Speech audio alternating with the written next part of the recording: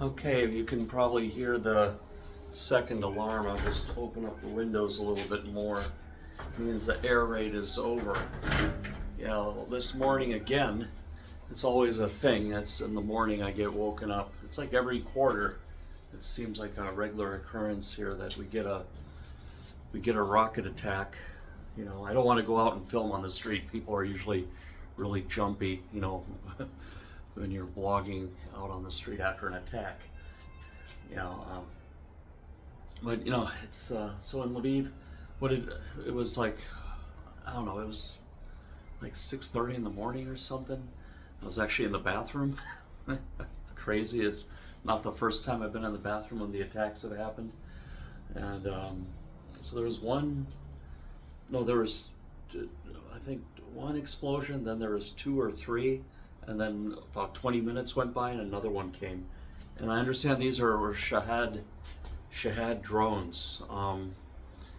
These are the Iranian drones made with, unfortunately, a lot of American parts, Western parts in these drones. I mean, these are essentially radio-controlled model airplanes, or I mean, I guess they're drones because they don't need a controller. They just program the coordinates, and it's a poor man's cruise missile. I mean, they're propeller-driven. They go about 160, 170 miles an hour. You can actually shoot them down with a rifle. You know, if you had experience with duck hunting of all things, you know, shooting in front of the target. You know, you shoot where it's going to be versus where it is now. You know, versus stationary target shooting. I'm actually not that good at that. I've tried clay pigeons and all this stuff, but maybe we need a civil defense here. Maybe we need to get some rifles and people have some rooftop duty, because I've heard stories in Kiev that people have actually been able to bring them down with rifles in this manner. They just saturate the sky, and you know, one it pierces the round and breaks something inside. I mean, they still will land wrong. People will still get hurt, but they won't hit the intended target, or maybe they'll blow up in the air and there'll be pieces coming down. You know, it's a no-win situation, but I think it's better to bring it down if you can, you know, before it, you know, in pieces or something. Anyway, I'm just going off on a tangent. But yeah, it's yeah, we get, like I said, we get this about every 3 months. We're still holding it here, holding it together. But yeah, we need those air defenses. We need politicians in America to understand that you know, Ukraine is the end of the sidewalk, as one would say, before you go off into a different kind of universe. And I've been watching a couple Americans living in Russia blogging about how great life is there, but that just you know, it just leads me to suspect that their videos are incredibly well produced. I would have to say so. It sounds like it's just a new form of Russian propaganda, you know, to prey on, you know, mostly lonely, frustrated men, and you know, give them a new life in Russia. You know, that, you know, they can have a much simpler, much easier life there.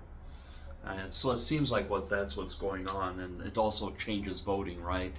They're trying to humanize Russia, that, oh, it's just some place like America, and you know, they don't mean any harm. But you know, when they're aiming for hospitals, I mean, there was a hospital hit in another city, and aiming for civilian targets, it's furthest thing from the truth. You know, it's you know, I don't know, when the America I grew up in, the Russians and the Iranians and the North Koreans and the Cubans were the bad guys, and you know, and there was good reason for that. You know, that, and they send people off to Siberia, and they don't tolerate free speech. I mean, you know, when they had the Berlin Wall, you know, I was growing up, there was the Berlin Wall, and the Russians kept saying it was meant to keep Westerners out, but really it was meant to keep their people in, and there were a lot of escapes. There were a lot of escapes, people trying to escape Russia, escape the Soviet Union, and go west, and you have so many dissidents and stuff that ended up getting PhDs and, you know, becoming professors and talking about those times. I think people in America need to revisit their history. You know, and a lot of these Americans who go over there, you know, I don't blame them completely. I blame our education system in America. They we're not teaching people American history and world history anymore. People don't understand what the past was, and they're very easily taken in by images on YouTube or Instagram. You know, they see some rivers and some trees, and suddenly, you know, they don't even understand what was the past. I mean, I'm like 53 years old, so I grew up toward the tail end of the Cold War, and you know, I was around 29 or 30 during 9/11. I think 30 years, no, I think 20, yeah, 30. I was 30 when 9/11 happened. But you know, it's the world is this kind of place, and democracy. You know, to run a democracy like America, you have to educate people on history and politics and these things. I mean, they've been avoiding this in school and just teaching people like job skills. It's not enough. You know, history and these things matter. You know, history matters. You know, understanding what the past was, because it wasn't. As, you know, and that's why it's biting us now. You know, we've totally forgot about it.